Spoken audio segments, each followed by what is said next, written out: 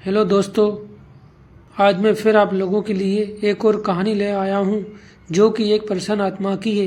ये कहानी एक गांव की है जिसका नाम कोलागढ़ है। कहानी शुरू करने से पहले अगर आपने हमारे चैनल को सब्सक्राइब नहीं किया तो प्लीज़ सब्सक्राइब जरूर कीजिएगा। और अब हम आते हैं सीधी कहानी पर। कोलागढ़ जंगल बहुत भयानक है। उस जंगल में भूत प्रेतों का ज़्यादा डर था। वहाँ के लोगों का मानना था कि आत्माएं भूत प्रेत होते हैं। जिन्होंने भी इस बात पर तब यकीन किया जब उन्होंने ये सब अपनी आंखों से देखा। उस गांव में एक औरत थी। उसका दिमाग कुछ ठीक नहीं था। उसका पति भी एक एक्सीडेंट में मारा गया था। तब से वह कुछ अजीब सी हो गई थी। कुछ लोग उसे पागल कहते थे। एक बार की बात है कि सुबह सुबह गांव का एक आदमी जिसका नाम भोला था, वह शहर की ओर कुछ जरूरी काम से निकल पड़ा। गांव के आने जाने का एक ही रास्ता था। वह भी जंगल से गुजरता था, इसलिए लोग उसमें अंधेरे में डर के मारे नहीं जाते थे और शाम होते ही कोई जंगल की तरफ नहीं जाता था। भोला राम जब उस जंगल से जा रहा था, गांव से कुछ ही दूर जंगल में उसे एक औरत की लाश पेड़ पर लटकती हुई नजर आई। वह एकदम डर गया और भागता हुआ गांव वापस आया। कुछ लोगों ने उसे इस तरह से भागते देखा। कहा, क्या हुआ भोला राम, तुम तो अभी शहर के लिए निकले थे और तुम भागते हुए वापस क्यों आ गए? तब भोला राम ने बताया कि मैंने अभी किसी की लाश को पेड़ पर लटकते हुए देखा है। वह लाश किसी औरत की है। देखते देखते सारा गांव इकट्ठा हो गया। क्या हो गया, कहाँ है लाश, चलो चलकर देखते हैं। तब सारा गांव उसे देखते ही चला गया। औरत की लाश पेड़ पर लटक रही देखते ही गांव वालों ने कहा कि ये तो पागल लग रही है। कुछ लोगों ने कहा, इसे नीचे उतारो और इसका दाह संस्कार कर दो। कुछ लोगों ने कहा, छोड़ो, इसका है ही कौन जो इसे आग देगा। वैसे भी इससे सारा गांव परेशान हो गया था, चलो इससे पीछा तो छूटा। कुछ बड़ों लोगों ने कहा कि ऐसा नहीं कहते, शरीर का दाह संस्कार करना जरूरी होता है, नहीं तो उसकी आत्मा भटकती रहती है।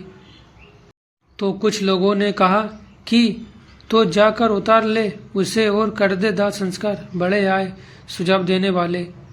वैसे भी जंगल में आत्माओं की कमी नहीं है और एक और आत्मा सही, चलो धीरे धीरे सारे लोग चलते बने। दोस्तों, 8-10 दिन तक वह लाश ऐसे ही पेड़ पर लटकती रही। किसी ने उसे उतारा तक नहीं।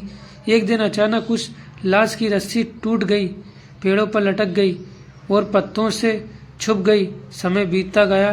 एक दिन गांव का हरिया नाम का व्यक्ति उस रास्ते से जा रहा था कि उसे वही पागल सामने दिखाई दी। वह एकदम डर गया। उसका सारा शरीर कांपने लगा और उसके पलक झपकते ही वह गायब हो गई। हरिया ने सोचा कि मैं तो मन में ऐसा ही सोच रहा था और वह आगे चल दिया। तभी एकदम उसकी ओर एक सांड दौड़ते हुए आया और उसे जोर से टक्कर मार के चला गया। हरिया उल्टा गिरा, उसके बहुत जोर से चोट आई। उसने जैसे ही पीछे मुड़ के देखा तो कोई नहीं। उसने जैसे ही फिर आगे को देखा तो उसके आगे एक औरत खड़ी हो गई। वह एकदम डर गया और कांपने लगा। उसकी शक्ल तो ऐसी थी कि तरफ गाल की हड्डियां और एक तरफ जला हुआ चेहरा, आंखें अंदर धसी हुई, नाखून बड़े बड़े। वह उसे देखकर ऐसा डरा कि वह बेहोश होके गिर पड़ा। उसकी आंखें खुली तो वह एकदम डर गया। उसने अपने आप को घने जंगलों के बीचों बीच पाया। उसके पेट में तो पानी हो गया। चारों तरफ से आवाजें आ रही थी, कहीं पत्तों में खर खर की आवाजें तो कहीं शेर के दहाड़ने की आवाजें। वह इतना डरा हुआ था कि उसे तो भागना ही नहीं आ रहा था। वह वहां से धीरे धीरे डरता हुआ जंगल में से भटकता हुआ बाहर आया। उसे जंगल से निकलते निकलते अंधेरा हो गया था। वो अब और डर रहा था कि पहले तो एक भूत था, पर अब न जाने कितनों से पाला पड़ेगा। पता नहीं आज मैं यहाँ से जिंदा निकलूंगा कि नहीं। उसके मन में अजीब अजीब से ख्याल आ रहे थे। वह भागता ही चला जा रहा था। भागते भागते वो जाने कैसे उस जंगल से बाहर निकल के आया। उसे इस हालत में देख कुछ लोगों ने उससे पूछा कि इतनी रात को कहाँ से आ रहे हो, तुम्हें डर नहीं लगता क्या? उसने कुछ भी जवाब नहीं दिया। उसे विश्वास नहीं हो रहा था कि गांव में जिंदा आ गया हूँ। उसकी हालत देखकर कह रहे थे कि इस हरिया को क्या हो गया। वह घर पहुंचा और जाकर की ओढ़ कर सो गया। उसकी औरत ने उसे खाना खाने के लिए कहा, पर उसने कुछ जवाब नहीं दिया। उसने रात को एक सपना देखा और उस सपने में उसी परेशान आत्मा को देखा। वह उससे रो रो कर कह रही थी, मुझे बचा लो, मुझे इस नरक से बचा लो, ये लोग मुझे मार डालेंगे। ऐसा सपना देखकर वह उठ खड़ा हुआ। उसके पसीना निकल आया। वह चिल्ला पड़ा। तब उसकी पत्नी ने कहा, क्या हुआ? तुम शाम से कुछ अजीब से डरे हुए लग रहे हो, न शाम को खाना खाया, तुम्हें आखिर हुआ क्या? मुझे बताओ। तब उसने सारी बात बताई। तब वह जाकर समझी कि आप तभी परेशान हो। धीरे धीरे वह सारी बातें गांव में फैल गई। वह पागल औरत भूत बन गई। और तभी कुछ लोगों ने बताया कि रात को यही आवाज़ कुछ लोगों ने सुनी थी जो जंगल से आ रही थी, मुझे बचाओ, मुझे बचाओ, इस नरक से निकालो।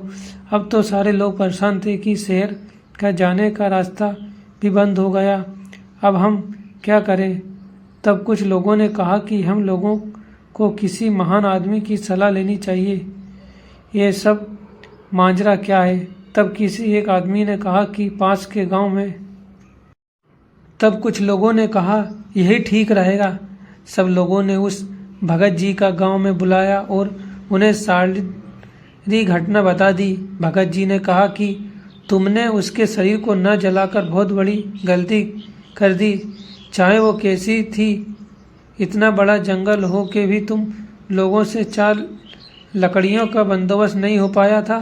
इंसान कैसा भी हो, जब वह मर जाता है तो उसका दुश्मन भी उसकी अर्थी को कंधा देने को आ ही जाता है।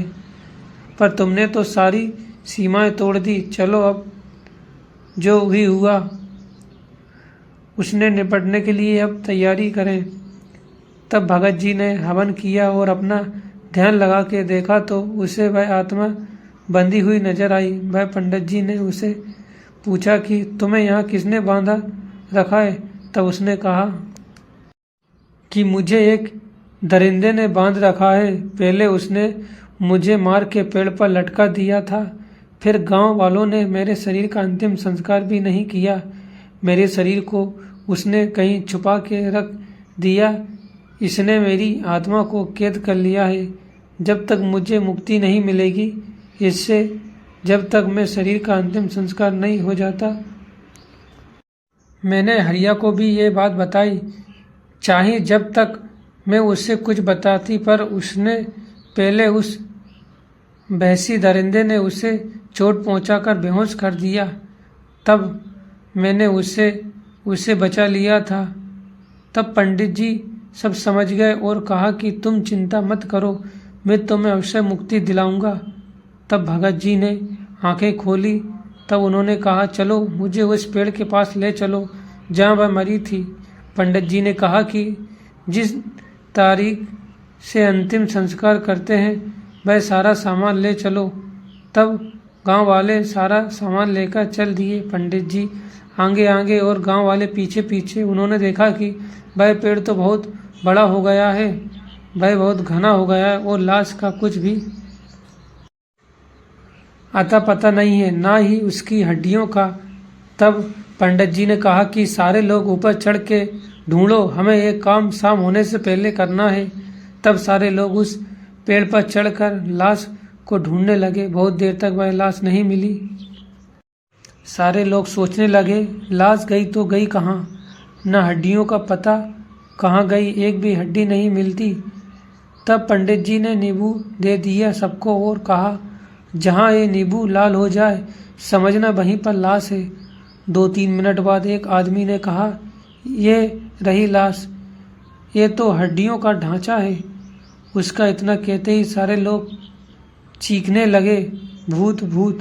उसके सामने एक भयानक आदमी खड़ा है। उसके ये बड़े बड़े दांत, आंखें लाल लाल, मुंह भेड़िए जैसे, ये बड़े नाखून। लोग डर के मारे ऊपर से कूद गए। एक को तो उस भेड़िए ने ऐसा पकड़ के फेंका कि वह सीधा नीचे आ गिरा। हा हा हा चिल्लाने लगा, कोई नहीं ले जाएगा इसे, ये मेरी है, इसे मैंने बरसों से सजा के रखा है। उसने गुस्से में सारा पेड़ झकझोर दिया। ऐसा होते देख पंडित जी ने मंत्र पढ़ना शुरू किया। पंडित जी को मंत्र पढ़ते देख उसने उन पर हमला बोल दिया। पंडित जी को उठाकर फेंक दिया, पर पंडित जी के मंत्र बंद नहीं हुए। उन्होंने जो मंत्र पढ़ पढ़ के उसके ऊपर मिट्टी फेंकी, उसके शरीर पर जहाँ जहाँ मिट्टी पड़ी उसका शरीर वहीं से गलता जा रहा था। उसका एक हाथ टूटकर गिरा। वह पंडित जी के ऊपर ऐसा झटका, पंडित जी ने उस जगह से हट गए और वह नीचे जा गिरा। पंडित जी ने फिर मंत्र पढ़े, उसके शरीर पर मारा, वह वहीं ढेर हो गया। उसकी आत्मा निकल के एक गांव वाले के अंदर घुस गई। उसने गांव वाले को ही मारना शुरू कर दिया। उसने तो एक का सिर फाड़ दिया और एक का हाथ चबा लिया। इतना खतरनाक होता जा रहा था कि उधर शाम होती जा रही थी। तब पंडित जी ने उसकी ओर रस्सी फेंकी और दूसरी ओर एक आदमी ने पकड़ के उसे एक पेड़ से बांध दिया। उसको 2-4 मंत्र पढ़ने के मारे और लोगों ने कहा, शाम होने वाली है, इससे पहले यहाँ और आत्माएं आए, पहले उस सब को नीचे उतारो और उसका अंतिम संस्कार कर दो। तब कुछ लोगों ने उसे उठाकर लकड़ियों पर लिटा दिया, आग लगा दी। वह पेड़ से बंधा हुआ चिल्लाया जा रहा था, मत जलाओ उसे, मत जलाओ उसे। देखते देखते वह हड्डियां राख में परिवर्तित हो गईं। उसमें से एक ज्वाला उठती हुई बाहर आई और पंडित जी को नमस्कार किया और कहा कि अगर इसको मानना है तो उसके वाले शरीर को जला दो, तब वह खुद उसके शरीर से निकल जाएगा। ऐसा कहते ही वह आग का गोला बनकर आकाश के लिए चली गई। तब पंडित जी ने देर न करते हुए उसके शरीर को भी जला दिया। तब वह चिल्लाया, मुझे मत जलाओ, मुझे मत जलाओ। तब तक आग उसके शरीर को जला चुकी थी और उसकी आत्मा उस गांव वाले के शरीर से निकलकर आकाश में चली गई। तब उस आदमी को रस्सी से छोड़ दिया। तब उसका शरीर होश में आया। तब सब लोग उसे गांव लेकर आए। तब सबने भगत जी को राम राम कहा और भगत जी अपने गांव चले गए। इसके बाद उस गांव में शांति आ गई और उस आत्मा को मुक्ति भी मिल गई। अगर आपको हमारी कहानी अच्छी लगी हो तो लाइक, शेयर, कमेंट्स करना ना भूलिएगा।